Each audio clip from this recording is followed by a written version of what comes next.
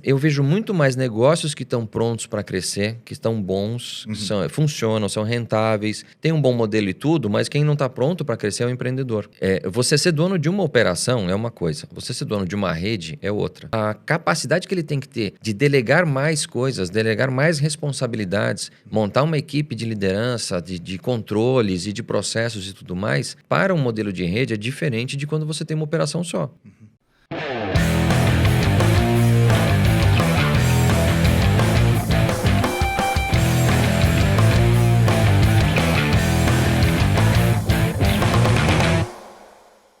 Seja bem-vindo ao Donos de Restaurantes Cast, o podcast pro dono de restaurante, pro dono de delivery, pro dono de qualquer negócio de alimentação. Eu estou em São Paulo, no Donos de Restaurantes, na Estrada. E hoje o meu convidado, pela segunda vez aqui nesse podcast, depois de mais de 100 capítulos, ele voltou. Eric Momo, da pizzaria 1900. A melhor de São Paulo. Seja muito bem-vindo, Eric Momo. E aí, Marani, beleza? Eu tô ótimo, e você, amigo? Tudo ótimo, tudo ótimo. E aí, fale de você, fale da 1900. Cara, a melhor de São Paulo, você já abriu a lata, assim, eu tenho minhas dúvidas, né? Porque, cara, tem muita pizza boa em São Paulo. É verdade isso. Tem mas muita. Eu não gosto de dizer que a minha pizza é a melhor pizza do mundo pra mim. Porque eu falo que a gente acerta a receita, o processo todinho no meu gosto, né? Então, se ela me agrada perfeitamente, essa é a minha ideia, eu consigo vender isso para o meu cliente de uma maneira feliz. Eu sei que eu estou entregando um negócio bem pensado, uma coisa nesse sentido. E eu entendo que os colegas fazem isso também, né? Então, os outros donos de pizzarias também se dedicam para fazer para eles a melhor pizza possível e entregar isso. Então, dá bastante variedade aí no mercado. O Eric tá modesto aqui hoje, hein, galera? Eric, são quantas unidades hoje? Hoje a gente tá com 11. 11 unidades. Todas as unidades com atendimento presencial, delivery, não tem pizza de 8 fatias, não tem. São 8 lojas completas com atendimento presencial e tudo, e 3 deliveries. Que a gente trabalha no modelo de dark kitchen, então ela não tem ainda um acabamento, uma área para receber o cliente, para retirar a pizza, tudo. Elas são cozinhas, vamos dizer, que a gente tem em pontos estratégicos, que a gente estende a nossa área de delivery. Essa é a ideia das nossas darks, né? Eu quero aproveitar a sua presença aqui hoje, Eric. Você é um dos caras que fala com muita propriedade sobre expansão de marca e expansão de negócios. Então, eu quero aproveitar aqui a sua expertise para a gente falar um pouquinho de expansão. Muitas vezes as pessoas no DDR Master me perguntam, Marani, eu tô nessa seguinte situação hoje. E ali abrem os números, abrem quanto eles têm de caixa, abrem qual a situação e me perguntam, tá na hora da expansão? Na sua visão, quando é a hora da expansão? Cara, eu acho que assim, a hora ela tá muito mais ligada ao empreendedor em si do que ao negócio. Vamos dizer que óbvio que você tem que juntar as duas coisas, os dois momentos, para dar o ok, né? Você tem que estar com as duas chavinhas ligadas para ir adiante. Sim. Se uma delas não estiver ligada, não adianta. Então, se você tiver um empreendedor que está a fim de crescer, mas o negócio não está maduro, não está pronto, ele não sabe ainda se aquele modelo é replicável, se o que ele tem ali replicar vai dar certo, né? Então, isso tudo é um ponto que ele tem que avaliar no modelo. Às vezes o empreendedor está pronto. Mas eu vejo muito mais negócios que estão prontos para crescer, que estão bons, que funcionam, são rentáveis, tem um bom modelo e tudo, mas quem não está pronto para crescer é o empreendedor. Sim. Porque o tipo de... você ser dono de uma operação é uma coisa, você ser dono de uma rede é outra. Então, quando você começa a transitar de um modelo para o outro, você tem que se... Assim como o negócio deixa de ser uma operação, o empreendedor também deixa de ser. Ele precisa evoluir junto e crescer. Ele precisa se escalar. Então, a capacidade que ele tem que ter de delegar mais coisas, delegar mais responsabilidades, montar uma equipe de liderança, de controles e de processos e tudo mais, para um modelo de rede é diferente de quando você tem uma operação só. Né? Então, essa é a minha visão. Quando você tem um cara que está com a intenção de crescimento e está olhando para o negócio dele, ele vai tentar ver, poxa, meu negócio está pronto para replicar, e aí ele bota esse negócio para andar. Né? Acho que essa a minha percepção é mais voltada por esse lado. E se o cara não está pronto, Putz, você vai falar um monte de gente falando para ele, você tinha que abrir uma loja aqui, abrir uma loja não sei aonde. Vai ficar cutucando ele, falando, e ele não enxerga isso como uma oportunidade. Porque ele vê os desafios daquela operação. Sim. Então, ele não dobra, né, a capacidade dele de gestão. Porque ele fala, poxa, eu tenho um problema com o meu funcionário aqui, eu tenho que tomar conta dessa loja, eu tenho que vir aqui e abrir, como é que eu vou fazer isso em 2? Então, aumentar a rede, expandir o seu negócio, não necessariamente é uma coisa aritmética que você dobra a quantidade de problemas e lida com eles da mesma forma. Sim. Você se reinventa. E eu acho que o empreendedor precisa olhar por esse lado. Se reinventar de falar, eu sou dono de uma operação. Eu acho que meu negócio cabe crescer, se desenvolver. Como é que eu vejo isso? Tá dando dinheiro? Meus clientes pedem mais. A minha marca está ficando conhecida numa área maior do que eu atendo. Tem mercado suficiente onde eu posso explorar?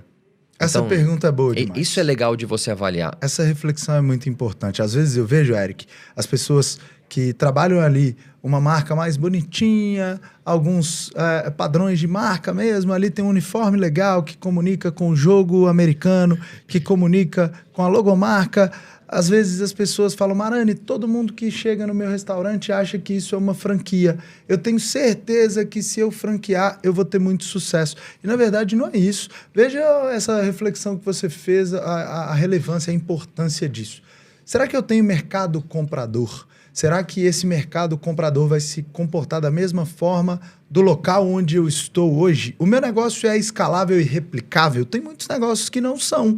Por exemplo, negócios que têm uma especificidade muito grande de ter ali um chefe que faz uma coisa de uma maneira bastante específica, uma gastronomia, uma culinária que muitas vezes não é replicável e o cara pensa que por ele ter ali uma marca legal, isso pode ser muito escalável e muitas vezes não é, né?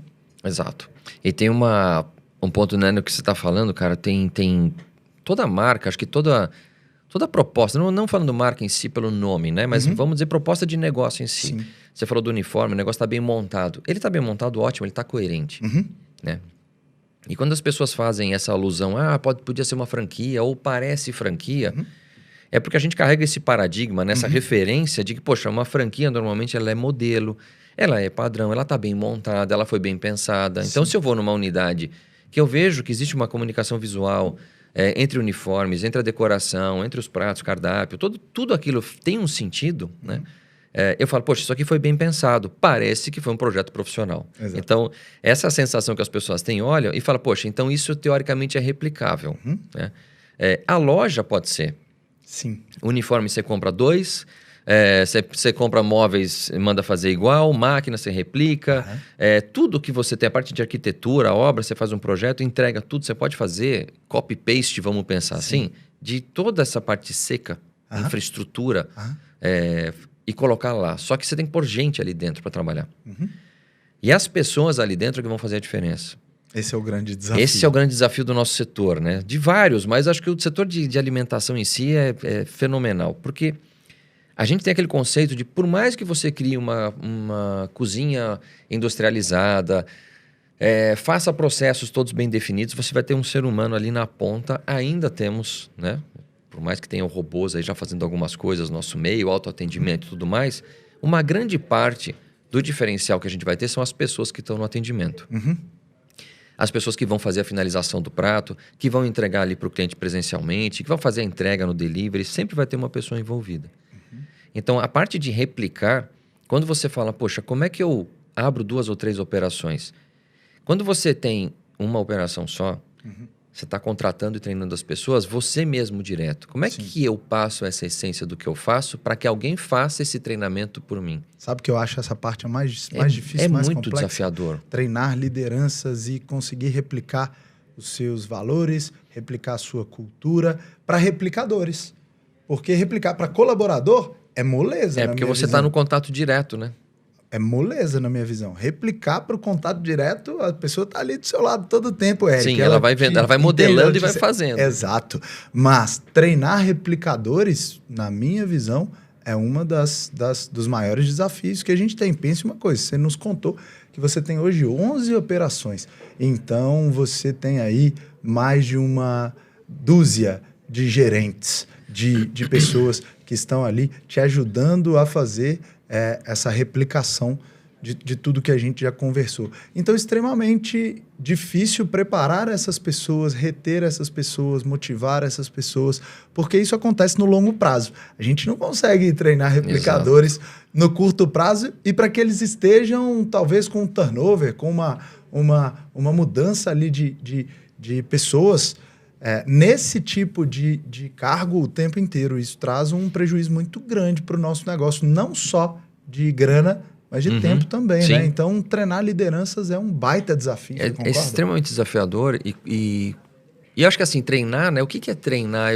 E nessa parte, cara, quando eu penso no treinamento técnico, ensinar um cara a fazer pizza, isso é tangível. Sim. Né? Eu consigo fazer a massa ali, abrir a massa, assar a pizza, ou mostrar para ele o que eu fiz. É tangível, ele consegue olhar. Eu comparo o que ele fez, eu meço a dimensão da borda, a textura, cronometro o tempo de forno. Eu consigo ter ferramentas, medir e mostrar. Então é muito mais... É muito objetivo. É muito tangível. Assim, o cara consegue ver que ele está atingindo o resultado ou não. É objetivo. Você tem a pizza ou não tem? Eu assou em 3 minutos ou não assou? É isso. Não, e qual o resultado que deu, né? Então você Exato. consegue comparar. Quando você vai para o treinamento de liderança, o que eu quero que ele replique. Qual é a conduta, qual é o comportamento, qual é o critério que ele vai... É muito mais subjetivo, porque as pessoas têm as suas personalidades ali. Então, o meu estilo de liderança é diferente do seu. Exato. Mas a gente tem que ter, dentro das diferenças pessoais que a gente tem que ter, a gente tem que seguir algumas regras de negócio e algumas coisas que são atreladas à marca. Por exemplo, a gente permite que o garçom faça alteração num produto ou não? Permite ou não. Né? Eu permito. Então tá bom, mas como que é esse limite da permissão e como você lida com isso com o teu cliente? Então você vai para uma coisa que não é matemático, não é 2 minutos de forno. Não, cara, você tem um limiar ali, depende de como que o cliente está lidando. O que ele está pedindo? Poxa, ele está pedindo uma alteração, mas até esse ponto, eu acho que eu posso ir daqui para frente, já começa a ficar esquisito ali para a operação. Então, essa coisa que a gente fala de chamado bom senso, que não é bom senso, né? É você tentar botar dentro de alguns parâmetros referências para as pessoas poderem se balizar para tomar decisão. E isso você só consegue, na minha experiência, você só consegue transmitir convivência. Eu passei uma situação uma vez, cara, foi muito engraçado. Eu não lembro qual foi o caso, mas não importa o caso especificamente. O meu gerente, na época, ele me perguntou: poxa, Eric, eu queria que você me ensinasse a lidar com esse tipo de situação. E eu falei: cara, eu nunca passei por essa situação. Eu nunca vi um cliente uma vez pedir tal coisa. Mas o que acontece? Eu uso a experiência que eu tenho, as referências que eu tenho, para quando surge um problema novo, falar como talvez seja a melhor decisão para esse caso. Né? E aí, com base nisso, eu faço as minhas escolhas ali. Sim. Então, treinar a equipe a não ficar amarrado num manual de procedimento, a entender mais sobre valores, entender sobre objetivos de comportamento, é que eu acho que é desafiador. Por isso eu disse que é longo prazo, né? Não tem como. É vivência. É vivência. Aí, voltando naquela tua pergunta que você fez da expansão, né?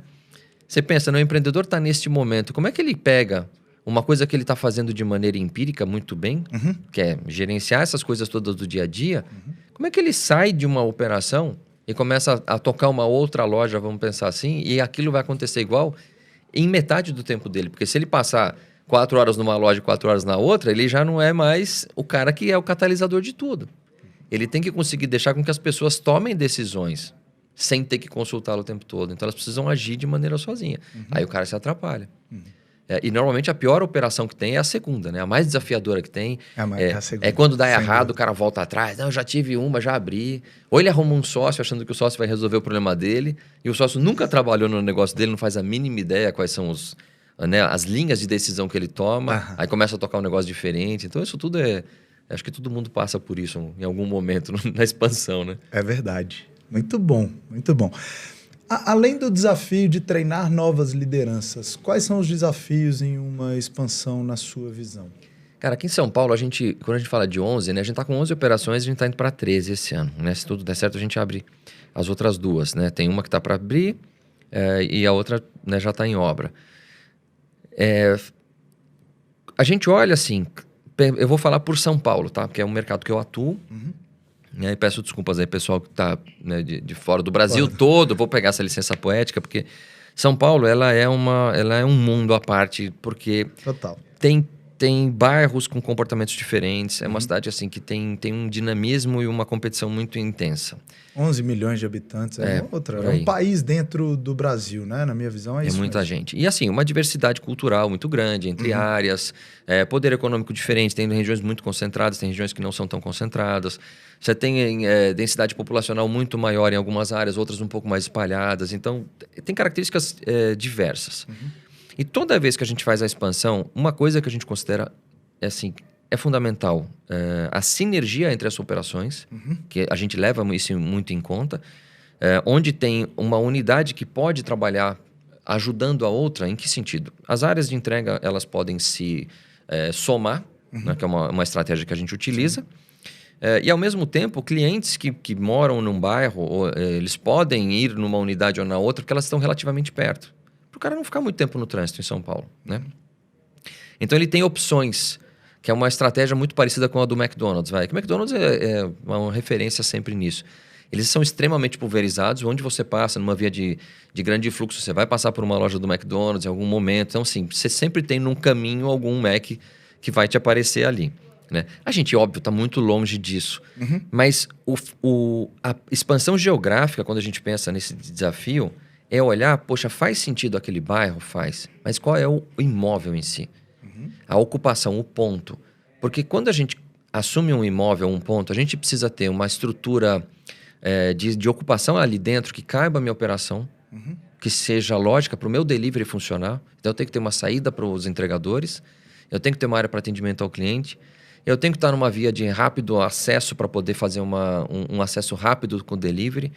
Tem que ser numa via de fácil visualização para as pessoas olharem a tua marca que está explícita. Então, para uma loja física, isso é muito importante. Boa densidade populacional, bom... Verticalização, né, que a gente fala. Bom custo-benefício. O custo de um metro quadrado de ocupação. Exato. Então, esses pontos todos que a gente olha, fala, poxa, isso é extremamente desafiador para a gente. Né?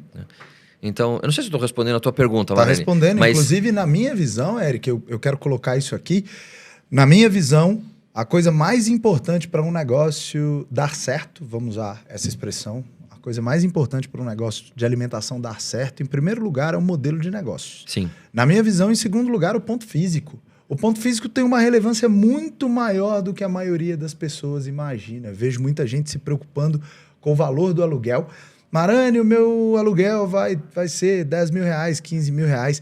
Na verdade, o raciocínio que a gente precisa fazer é o quanto esse ponto físico vai te retornar ali dentro da sua realidade. Se ele comunica com o seu público ou não, se ele tem um bom corredor, se ele tem uma boa visibilidade, se ele tem uma boa densidade populacional. Tudo isso vai contribuir muito para o sucesso do negócio. As pessoas não podem negligenciar o ponto físico. Então, a gente está muito bem aqui nos desafios. Acho que esse é um baita desafio no crescimento. E você pensa até, por exemplo, lojas de shopping, né? O que acontece? Por exemplo, o shopping te traz muito tráfego. Mas, por exemplo, para o meu modelo de negócio específico, que é só pizza, tem uma relação de consumo que está muito para o delivery, onde shopping é uma complicação logística. Sem dúvida. E muito voltado ao final de semana e à noite. Então, eu não consigo... óbvio que se eu coloco... Eu tenho uma operação que trabalha no almoço no Itaim, vende bem, ok, tudo, mas ainda é pizza. Não é a preferência de tudo o tempo todo. Não é. A gente não está nos Estados Unidos. É pouco. É verdade.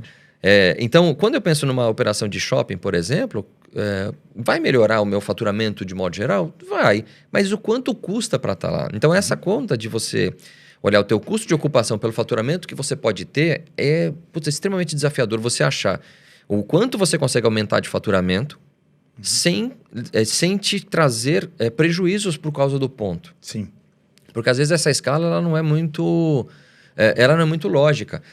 Às vezes você fica num ponto ruim, entre aspas, mas o teu delivery é tão bom naquela região que ele compensa a tua falta de venda, vamos dizer, por exemplo, no salão. Sim.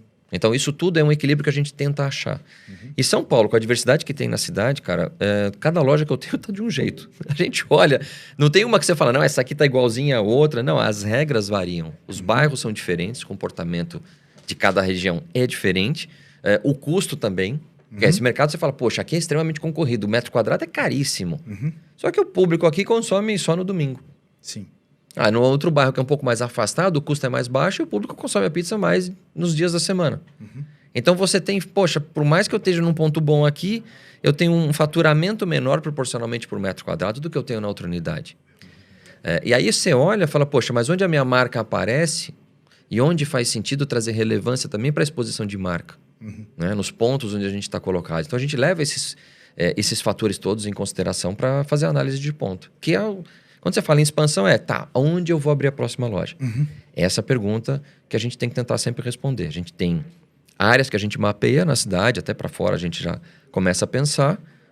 E o desafio é falar qual que é a próxima que faz mais sentido para o negócio que a gente está rodando hoje. Eu acho que você deu um nó na cabeça de muita gente que acredita que uma loja precisa ser longe da outra. O Eric abre sempre uma loja mais próxima da outra para cobrir ali alguns raios. Essa é a estratégia tão bem sucedida que eles vêm conduzindo. Eric, você tem um negócio particular, você e os seus sócios, são 3 sócios, não é isso?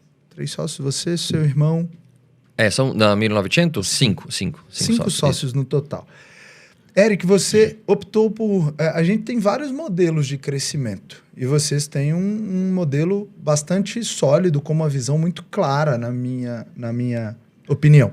E o que a gente tem olhando para o seu modelo de crescimento? Vocês optaram por não fazer franchising, vocês optaram por não crescer com capital de terceiro e vocês optaram, então, pelo crescimento por lojas próprias. Isso traz vantagens e desvantagens. Eu posso citar aqui, uma vantagem é um controle muito maior que vocês têm dentro desse crescimento e dentro da operação de vocês. E uma desvantagem é a velocidade de crescimento e, eventualmente, um risco maior que vocês tomam para vocês mesmos, os 5 sócios. E me explica um pouquinho, por que dessa decisão do crescimento por lojas próprias e por esse modelo de crescimento sem capital de terceiro? Olha, a gente fez... a gente fala que a primeira loja que a gente abriu... Perdão, a segunda, né? A primeira foi a da Vila Mariana, que meus pais fundaram tudo. 10 anos depois que a gente foi para a segunda operação, a gente teve um sócio investidor. Que viabilizou, né? Uma compra do ponto, etc, tudo mais. E houve, assim, muita divergência de pensamento, porque era um cara que não era do ramo, nem queria ser, nem nada, mas... tinha uma dissonância. Não que a gente não tenha dentro de casa, a gente tem. Mas a gente dentro de casa, a gente pode se estapear. Quando a gente fala, né? A família é família e tá tudo bem ali, né? Naquele miolo. Pode acontecer o que for, mas esses vínculos você não perde. Essa relação societária que a gente tem é mais ou menos dessa forma, né? A gente se constitui como uma relação familiar. Hoje ela é multifamiliar, vamos pensar assim. Mas ela tem uma cumplicidade e um funcionamento que a gente fala, poxa, inserir mais um elemento aqui, um outro investidor, alguma outra coisa, a gente não sabe se a gente estaria preparado para lidar com isso. Né? E ao longo do tempo, neste modelo, a gente foi consolidando uma forma de trabalho, de expansão. A gente chegou a fazer um projeto em 2008, acho que 2008, de formatação para franquia. Porque a gente estava nesses modelos, né, de estudo de como que a gente expande, como é que a gente vai? Se a gente vai franquear para fora da cidade, se a gente franquear aqui dentro, vamos licenciar a marca. Então, a gente sempre está estudando e pensando, refletindo, né? Sobre qual é o próximo passo e como que a gente cresce. E a gente fez tudo. Eu falei, foi a consultoria mais cara que eu paguei para me mandar trabalhar, porque... Tem algumas que a gente paga que o cara faz alguma coisa, outras não. Aquela, ele falava assim, não, como é que é a sua pizza? É assim, é sensado. Então, escreve aí. Não, mas eu que tenho que escrever? Eu falei, você que sabe como é que é. E como é que você quer o atendimento? Eu quero... Então escreve aí. Aí eu tinha que... Cara, foi assim, foi muito engraçado, porque, cara, ele vinha só dando porrada pra gente fazer. Manualizamos a empresa inteira, fizemos tudo. E ele só tava falando pra fazer o que você já sabia. É o que a gente já sabia, mas a gente não punha no papel. Exato. Mas, claro, cara, a gente tava... Essa é uma provocação. A gente tava com 4 operações naquela época. Sim. Né? E quando a gente foi pra quinta, em 2009... Aí a gente resolveu aplicar os nossos manuais. Eu falei, vamos ver se esses manuais funcionam mesmo, né? Então a gente fez como se nós fôssemos um franqueado, né? Para seguir o manual de procura de ponto, de abertura de loja, de arquitetura, de infraestrutura toda, montagem, treinamento, tudo. Tá trampo. E a gente falou, não sei se a gente tá afim dessa burocracia toda. Né? Isso foi um ponto. O outro ponto foi, a gente tem um apego à marca 1900 tão grande... Que eu, assim, eu não... a sensação de você deixar tua marca com outra pessoa para tomar conta Fica aquela coisa de, poxa, aonde... Deixar o seu filho com outra pessoa. O meu sócio brincava que a gente chegava assim, chega na operação, você vê algo que tá errado, você chuta as canelas do gerente, você vai lá e briga com o pizza. Você consegue falar com todo mundo, você é dono do negócio, né? Não que não seja 100% dono de tudo, mas você tem um pedaço que você é dono daquilo. Sim, sem dúvida. Então você tem essa liberdade de chegar e falar.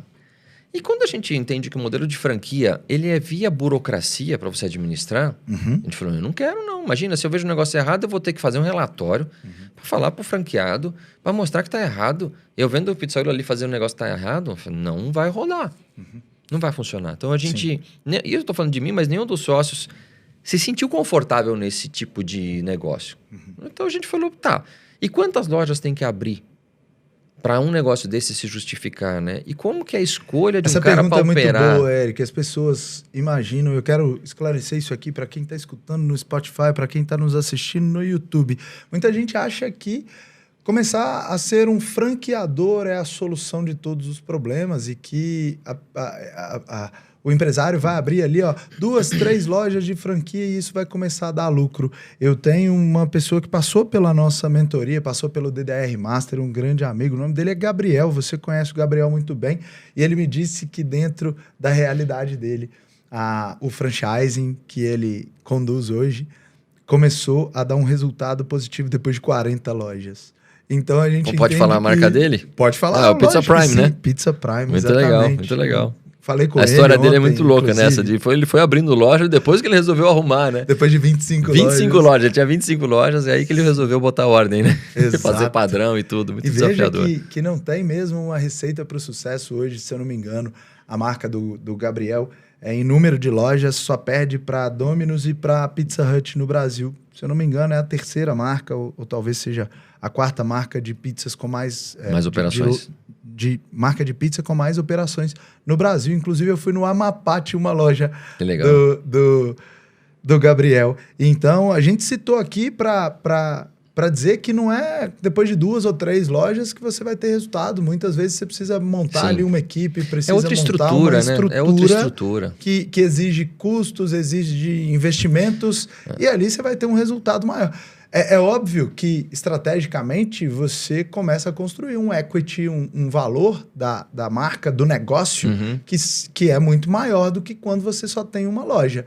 Mas isso, até essa visão para equity tem que ser construída com antecedência, para que a sua estratégia faça sentido no médio e no longo prazo. Para que você consiga vender. Eventualmente, você começa a contratar errado. A gente precisa, para vender uma marca, ter um nível bom de contratação, de gestão, de governança. Então, não é simplesmente sair abrindo lojas. Não, e tem, Marani, cara, tem esse meio da franquia, ele é muito peculiar. Tem gente que fala, pô, ele faz uma loja pensando já em fazer franquia, então ele cria conceito, ele formata, ele faz tudo direitinho, mas ele não valida o negócio, não valida o mercado onde ele está. E aí ele já começa a vender franquia. E quem compra a franquia, às vezes, é um cara que quer investir no meio, mas ele não tem... ou não quer, ou não tem a capacidade disso, não importa, não estou fazendo julgamento aqui, mas as pessoas, poxa, é muito mais fácil o cara olhar e falar, pô, vou montar uma pizzaria.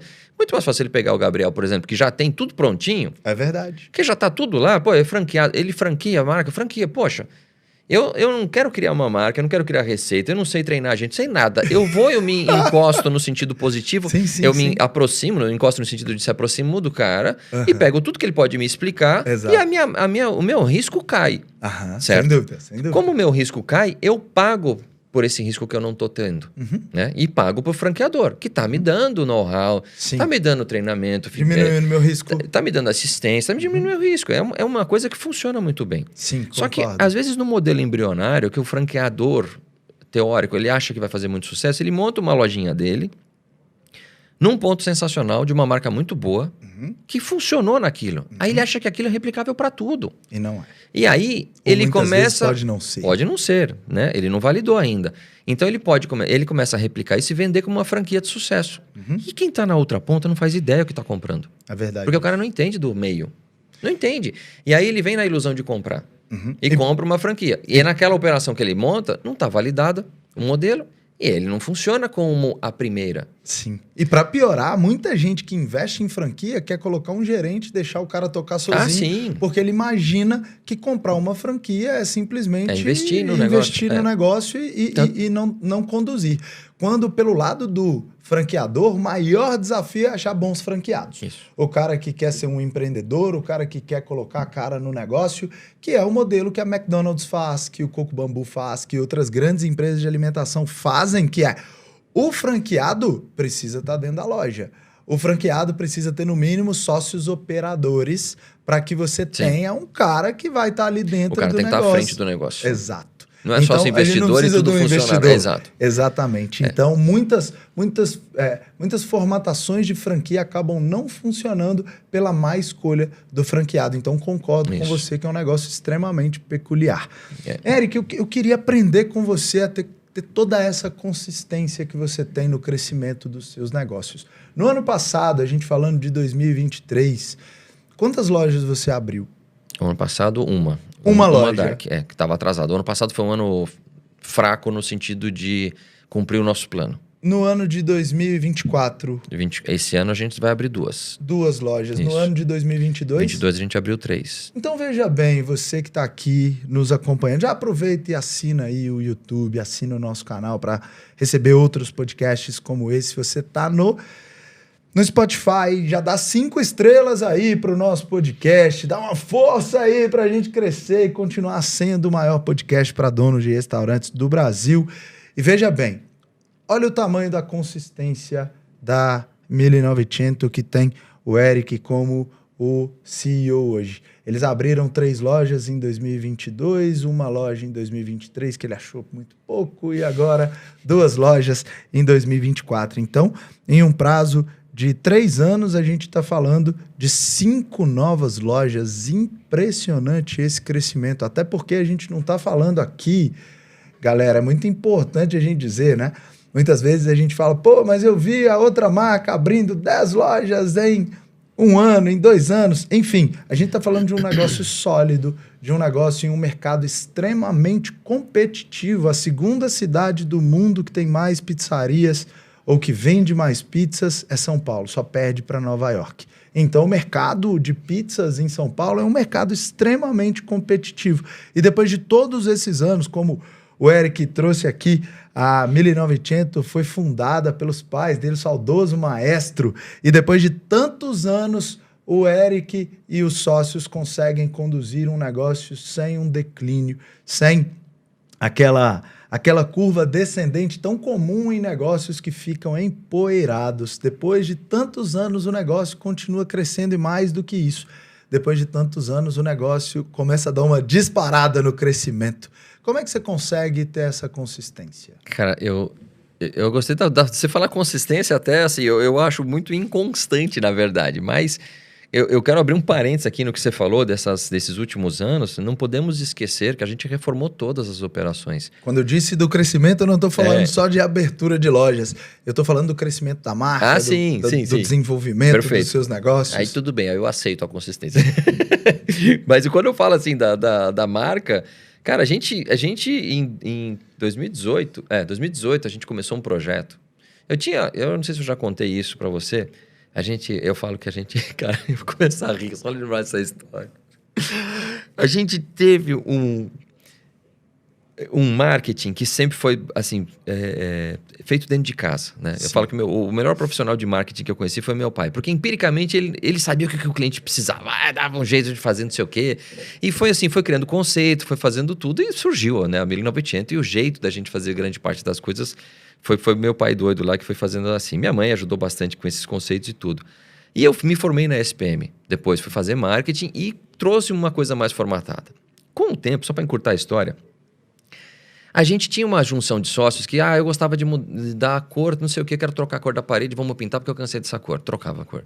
Vamos mudar o uniforme, eu mudava. Então as coisas não eram conectadas entre si. E isso foi uma dor muito longa, por muito tempo, que a gente tinha uma espécie de Frankenstein. Algumas coisas batiam, outras coisas estavam esquisitas. Uhum. E aí, o que aconteceu? A gente comprou um tecido para fazer uma camisa do garçom de cor mostarda. E a gente comprou um rolo, mandou fazer, e tinha tecido pra burro. E aí a gente, toda vez que ia fazer a camisa do garçom, tinha que fazer a camisa naquela cor. Chegou uma hora que ninguém mais aguentava a cor daquela camisa, e a gente falava, vamos trocar. E o fornecedor falava, ainda tem o tecido. A gente falava, mas a gente não aguenta mais essa camisa mostarda. E aquilo virou um embate. Da gente falar, nós temos que trocar o uniforme. E aí eu consegui levantar a bandeira, isso foi em 2018. Sim. Eu falei, nós não vamos mexer em absolutamente nada se a gente não mexer em tudo. Então a marca precisa ter uma unidade de conversação entre o que é o logo, o que é o texto, o que é a cor da loja, o que é uniforme, o que é utensílio, mobília, tudo tem que fazer sentido. Sim. Não dá para trocar só a cor da camisa. Uhum. Aí começou a ficar, mas o tecido está acabando. A gente tem que decidir logo. Então o nosso deadline foi, a gente fez um projeto de branding em 2018 por causa de uma camisa mostarda do garçom. Porque graças a isso que incomodou tanto, e a gente chegou nesse limiar, a gente foi atrás de um estúdio, chama Estúdio Coletivo, que fez o projeto de marca pra gente. E foi assim, eu não sabia o que eu queria, perdão, eu sabia o que eu queria, mas não sabia que isso chamava branding, né? E aí eles fizeram esse estudo, fizeram um puta de um trabalho, uma pesquisa, fizeram várias propostas pra gente, analisaram, foi um trabalho sensacional. Com base naquilo nasceu a nova marca da 1900. Que a gente começou a aplicar a partir de 2020, no meio da pandemia, né? Dia 7 de julho de 2020, a primeira loja reformada, com cara nova, tudo, e os salões fechados em São Paulo, porque não podia atender público. Então a gente veio passando essa transformação de 2020 para cá, além da expansão de abertura de novas lojas, pegar essas 7 operações que eu tinha e trazer para uma cara nova, trocar o uniforme, tirar a camisa mostarda, né? E ir mudando tudo com o tempo e trazer para essa situação que a gente tem hoje aqui. E terminamos agora dia 6 de maio de 2024. Né? Então, até eu contando essa história, lembrando dessa questão da consistência, né? A gente sempre... uma coisa que eu posso dizer, com certeza, que essa constância que a gente tem é esse incômodo de ver o que a gente está fazendo hoje e pensar no que a gente pode melhorar. Uhum. Cara, dia 6 de maio, eu concluí todas as lojas, eu olhei e falei, tá, e agora? Tipo, acabou as reformas em si, não tem mais nenhuma casa com a marca velha, com o visual antigo. Só que eu comecei as reformas em 2020. Aí eu olho para minha loja lá da Vila Mariana, que foi a primeira, e falo, tá, o que eu começo a fazer aqui agora? Uhum. Né? Tipo, retomar para refazer esse ciclo. Não que eu tenha que mudar toda a marca de novo, pelo amor de Deus, mas qual é o ciclo de evolução que a gente precisa manter o negócio acontecendo. Uhum. Né? Eu acho que é nesse modelo que a gente funciona. E eu não sei, cara, eu não sei se isso é uma coisa que está atrelada às pessoas dentro do negócio ou pelo fato da gente olhar o entorno. A gente vê outras pizzarias surgindo, a gente vê tendências de mercado acontecendo. Então, acho que o mundo... Cara, é com a comunicação. Vou fazer um paralelo aqui que acho que dá para entender bem. Se a gente pensa em como a gente trabalhava com comunicação antes da pandemia, que é muito recente, né? E como a gente está trabalhando hoje. Uhum. Evoluiu bastante. A questão de rede social, até a rede social mudou o modelo. Uhum. A forma da gente falar com o nosso cliente mudou. Uhum. Então, a gente vai vendo como as coisas estão acontecendo e a gente vai a gente evolui junto com o mundo. É meio que essa sensação que eu tenho. Uhum. Então, não dá para ficar parado, deixar ficar empoeirado, como você falou, né? O negócio está funcionando bem? Tá. Mas ele tem que continuar funcionando bem. E para isso, não é ficar repetindo aquilo que você faz. Uhum. É repetir a evolução que você faz. Observar o comportamento do consumidor faz tanto sentido na minha visão, Eric, que muitas vezes a gente vê as pessoas dizendo, Marani, meu restaurante tem 20 anos, mas o movimento acabou, eu não consigo retomar, os clientes sumiram. E muitas vezes, quando a gente vai fazer uma análise mais aprofundada, a gente entende que o empresário não acompanhou a mudança dos tempos. A gente tem duas coisas que, para mim, são valores das minhas empresas, que uma delas é a inovação. Inovação não exatamente tem a ver com tecnologia. Muitas vezes a inovação vem da tecnologia, mas muitas vezes a inovação vem de uma melhoria de um processo. Muitas vezes a inovação vem de uma criação de um produto. Veja, por exemplo, a culinária japonesa. O quanto a gente tem novas e boas adaptações para o mercado brasileiro. Muito mais fritura, muito... cream cheese e outras coisas que não tem absolutamente nada a ver com a gastronomia tradicional japonesa. E essas adaptações fazem com que o paladar seja muito mais agradável, muito mais bem atendido para a cultura que a gente cultural, tem. Então, se a gente não entender isso e a gente brinca tanto, por exemplo, com o ketchup, eu e você, a gente adora brincar. Eu tava pensando nisso já, tem até a figurinha, né? Eu tenho uma foto icônica do Eric com um ketchup que é uma brincadeira interna. O Eric é um amigo de muitos anos, é uma das maiores referências que eu tenho de pizzaria. Antes de montar a Francesinha, eu estudei muito o negócio do Eric, que me inspirou demais a montar o que eu tenho hoje. Depois disso, o Eric entrou para o DDR Master, para o Alt, que é o nosso Mastermind. Eu entrei para a mentoria do Eric. Enfim, é uma história muito longa que a gente tem juntos, tanto de trabalho quanto de amizade. E em uma das brincadeiras, das conversas, a gente fala de ketchup, porque a pizza do Eric não foi criada para comer com ketchup, nem a minha. Mas, na verdade, na minha pizzaria tem disponível lá o ketchup. O cara faz o uso do ketchup da maneira como ele quiser. Mas, verdadeiramente, a gente defende que as tradições da pizza, da boa pizza, não tem o ketchup. Porém, a gente precisa entender o comportamento do consumidor. Se o consumidor quer comprar aquela pizza da 1.900 ou quer pagar um valor que tem o produto tem um valor agregado muito alto. Se ele quer colocar o ketchup, deixa ele colocar, né, Eric? Não deixo, não. Mas essa é sempre uma... Não, mas é interessante, Maranhão, você está falando, né, de ouvir o consumidor, né? A gente tem, cara... eu estava conversando com o Rodrigo aqui, né? Sim. Eu falei assim, um teste que a gente está fazendo no nosso almoço, quando a gente fez o almoço, eu pensei, cara, é pizza. Então tem que ser... o meu negócio é pizza. Eu não vou fazer uma parmegiana, nesse momento não. Porque senão desvirtua da marca 1.900 Pizzeria. Teria que ser 1.900 Trattoria, sei lá, mudar o conceito, né? Que é o que a Brás faz. A Brás tem a marca deles com anexos, vamos pensar assim, com propostas diferentes. E a gente não, a gente escolheu seguir um caminho um pouco mais tradicionalzão. A gente tem um cardápio muito restrito. Eu trabalho só com pizza, não tenho, tem salada, eu tenho no almoço, já tive no passado alguma coisa. Mas é bem assim, tipo, cara, a gente é uma pizzaria, nosso DNA é esse, né?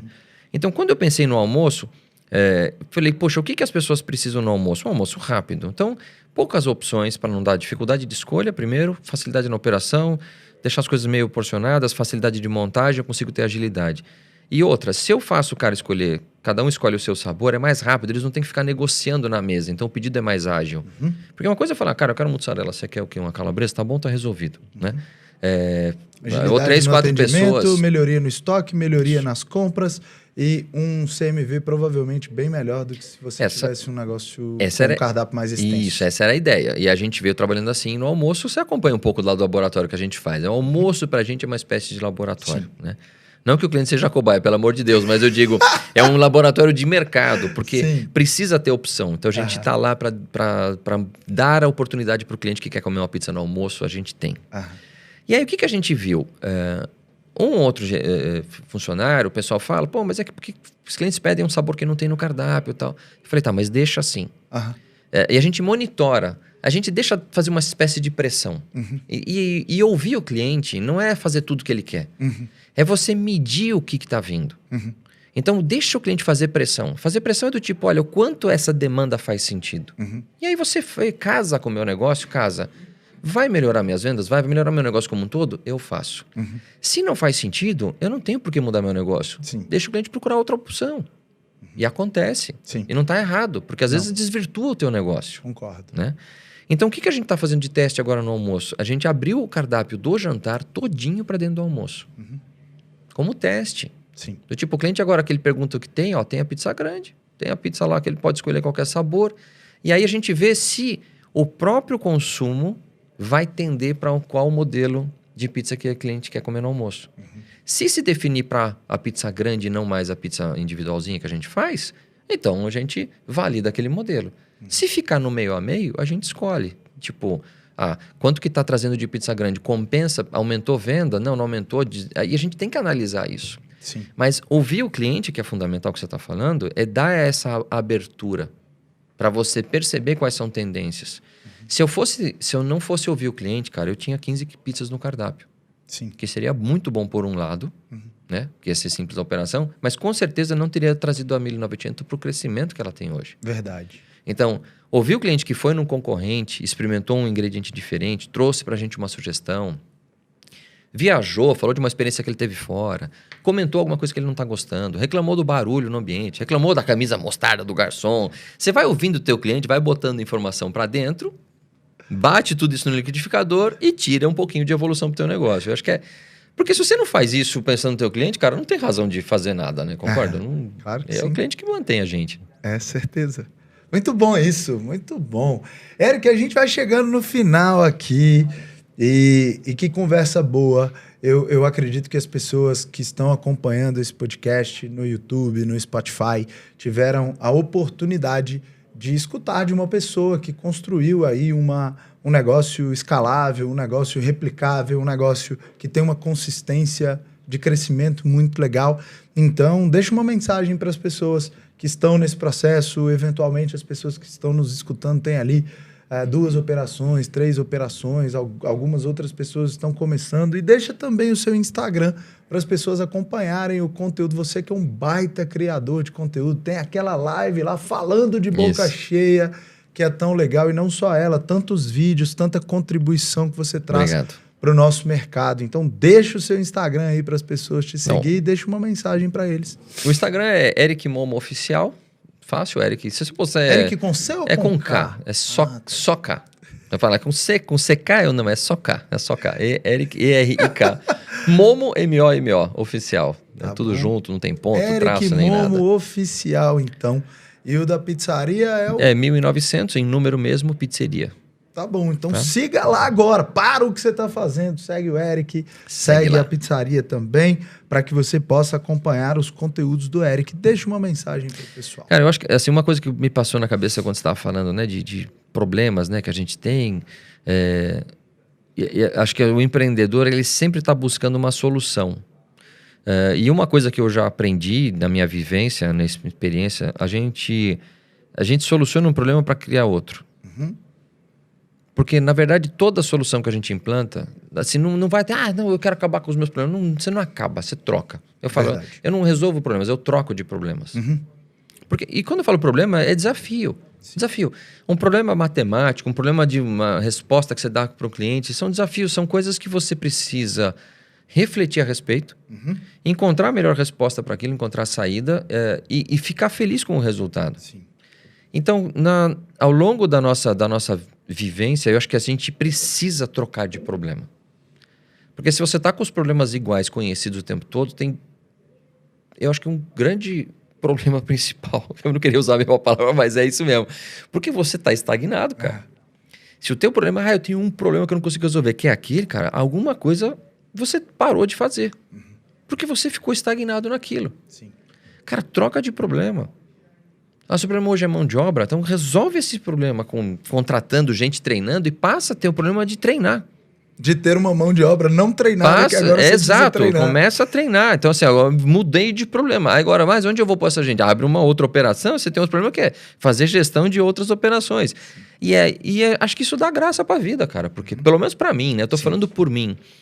E eu vejo, às vezes, muito empreendedor que meio que bate num teto ou num ponto que ele fala, poxa, daqui eu não consigo ir. Porque ele fica repetindo aquele problema que ele já conhece, ele fica vivenciando. Parece que ele tem medo de, entre aspas, resolver esse problema e criar um novo patamar para ele. Que vai dar novos desafios e vai dar outra coisa. Então, a minha fala, ou vamos dizer, minha sugestão, provoque-se um pouquinho. Troca um pouquinho de cenário, né? Eu me lembro até, e eu faço essa recomendação, quando a gente se falou, cara, eu vou sempre falar isso, eu estava deixando meu filho para ir cortar cabelo, parando no carro, falando com você sobre entrar na tua mentoria ou não, né?